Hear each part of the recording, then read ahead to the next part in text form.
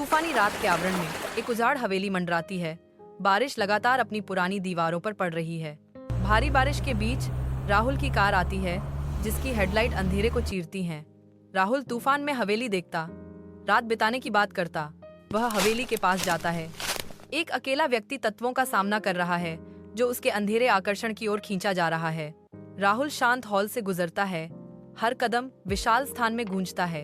एक धुंधली पियानो धुन हवा में बहती है, उसे आगे बुलाती है। यह आवाज कहाँ से आ रही है?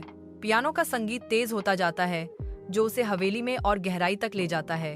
वह अपनी प्रगति जारी रखता है। संगीत उसे एक अज्ञात गंतव्य की ओर खींचता है। वह अपने गंतव्य की ओर बढ़ता है। अब सीधे सुखदायक पियानो ध्वनियों द्वारा निर्देशित भव्य हवेली के कमरे में रात एक अलौकिक चमक से भरी है। राहुल कमरे में कदम रखता है। उसकी उपस्थिति तुरंत शांति को बदल देती है। उसकी निगाहें माया की ओर खिंची चली जाती हैं, जो पियानो पर सुंदरता का एक दृश्य है। माया की उंगलियां चाबियों पर नाचती हैं, जो जगह को धुन से भर देती हैं। कमरे में उनकी आंखें मिलती हैं। उनके बीच एक मौन स्वीकृति होती है।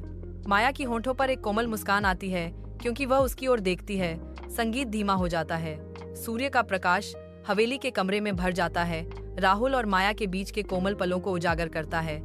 हंसी हवा में भर जाती है, क्योंकि वे कहानियां साझा करते हैं। हर पल के साथ उनका संबंध गहरा होता जाता है। उनकी आंखें मिलती हैं। उनके बीच खिल रहे प्यार की एक मौन स्वीकृति। धूप से सराबोर कमरे में उनके दिल आपस में जुड़ जाते हैं, साझा सपनों और स्नेह का एक ताना बाना बुनते हुए। राहुल शांत हवेली में अकेला खड़ा है। हवा में आशंका की भावना भर रही है। वह माया की तलाश करता है। उसकी कॉल खाली हॉल में गूंजती है।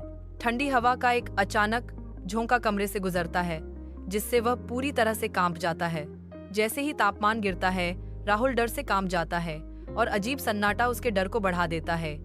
आधी रात में राहुल माया की भयावह सच्चाई का पर्दाफाश करता है।